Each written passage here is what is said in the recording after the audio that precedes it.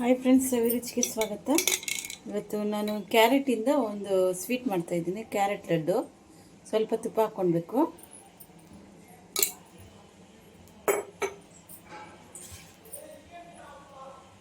ಗೋಡಂಬಿ ದ್ರಾಕ್ಷಿ ಹಾಕಿ ಸ್ವಲ್ಪ ಹುರ್ಕೊಳ್ಬೇಕು. ಇವಾಗ ಇದು ತಗೊಳ್ಬೇಕು.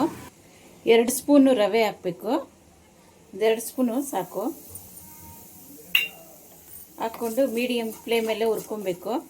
ನೋಡಿ, ಒಂದು 1/4 kg ಕ್ಯಾರೆಟ್ ತೊಗೊಂಡಿರೋದು. ಈ ಥರ ಸಣ್ಣದಾಗಿ ತುರ್ಕೊಂಡಿದ್ದು ಇದರೊಳಗಡೆ ಹಾಕ್ಕೊಳ್ಳೋಣ. ಹಸಿ ವಾಸನೆ ಹೋಗೋವರೆಗೂ ಹುರ್ಕೊಳ್ಬೇಕು. ಒಂದು 1.5 ಕಪ್ಪು ಸಕ್ಕರೆ ಹಾಕಿ ಅದರಲ್ಲೇ ಸ್ವಲ್ಪ ಹುರ್ಕೊಳ್ಳಿ. ಸ್ವಲ್ಪ ಹಾಲು ಹಾಕಿ ಸ್ವಲ್ಪ ತುಪ್ಪ ಹಾಕಬೇಕು. ಸಾಕು, ರೆಡಿ ಆಗಿದೆ. ಸ್ವಲ್ಪ ಆರಬೇಕು. ಏಲಕ್ಕಿ ಪುಡಿ ಹಾಕ್ತಾಯಿದ್ದೀನಿ. ಸ್ವಲ್ಪ ಬಿಸಿ ಇದ್ದಾಗೆ ಉಂಡೆ ಕಟ್ಟಬೇಕು. ಚೆನ್ನಾಗಿ ಬರುತ್ತೆ ನೋಡಿ. ಇಷ್ಟಪ್ಪ ಉಂಡೆ ಕಟ್ಟಿದ್ರೆ ಸಾಕು. ನೋಡಿ, ಕ್ಯಾರೆಟ್ ಲಾಡು ರೆಡಿಯಾಗಿದೆ. ತುಂಬ ಈಸಿಯಾಗೂ ಇರುತ್ತೆ. ಅಷ್ಟೇನು ಮೆಟೀರಿಯಲ್ಸು ಇಲ್ಲ. ಈಸಿಯಾಗೇ ಮಾಡ್ಬೋದು. ಅಷ್ಟೇ ಟೇಸ್ಟಾಗೂ ಇರುತ್ತೆ.